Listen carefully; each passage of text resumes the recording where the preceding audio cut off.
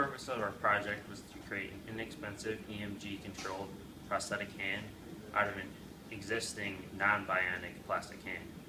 And this hand system is controlled by electromyography signals from the forearm of the user, and it inputs into the processing circuit and through the motor, and then it controls the hand motion. So this is the first iteration of our hand design. We didn't like it because it was a bit too complex for our needs, and we also couldn't see the cables running through the fingers. So our second iteration is this hand. We liked it a lot more because it was a lot more simple. We also added finger stops to the fingers to prevent it from hyperextending, and a palm so that you could hold an object easier in the hand. The problem with this hand, though, was that it's too small.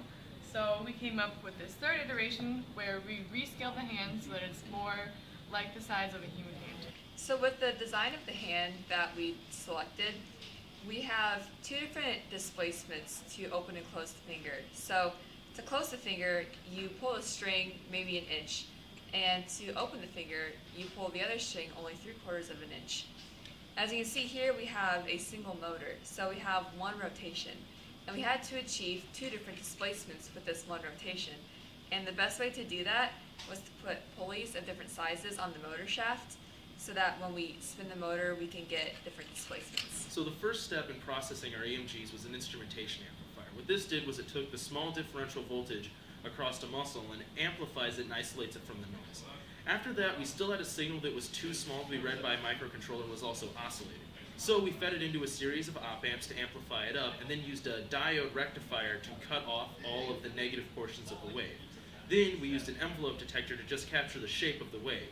So after it was smoothed over, it was now a signal that could be used by a microcontroller.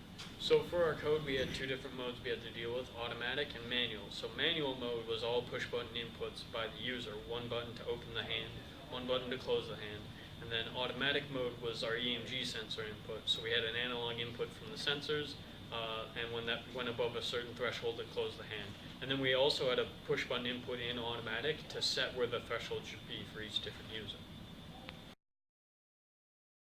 There was a 2-week period in which we just had the EMG sensors and we were trying to read them on an oscilloscope, but we couldn't get anything other than noise. And what we figured out through research was that we needed an instrumentation amplifier.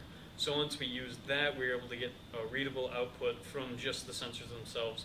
So we amplified that, we smoothed it over, and we used it as an input to our control system.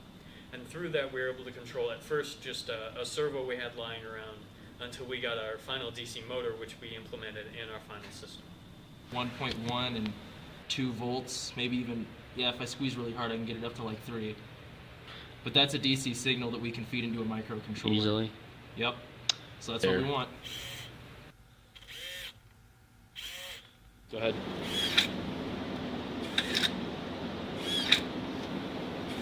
Closed and open.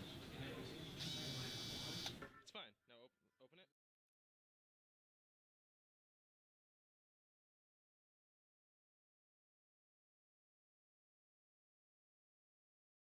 After finalizing the design of Hans machine, we went to our machine shop to get aluminum stock.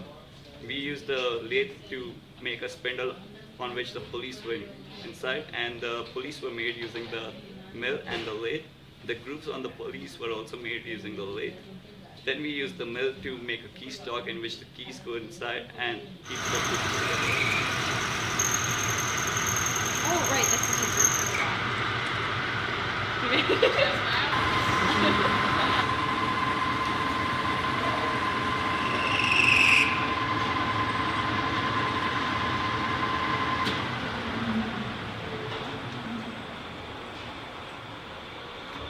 Man, let me look at it real fast. Yeah.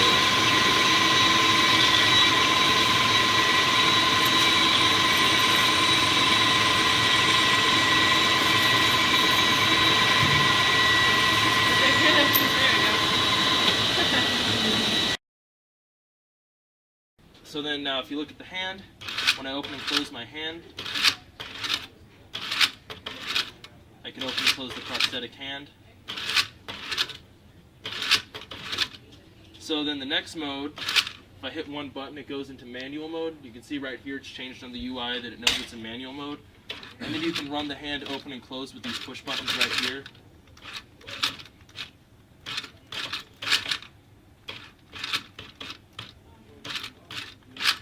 And then the last thing that we've added in is a continuous open and close mode. The purpose of this is if we want to see how many times the hand can open and close before it breaks, you can just hit this button and it'll just keep opening and closing forever.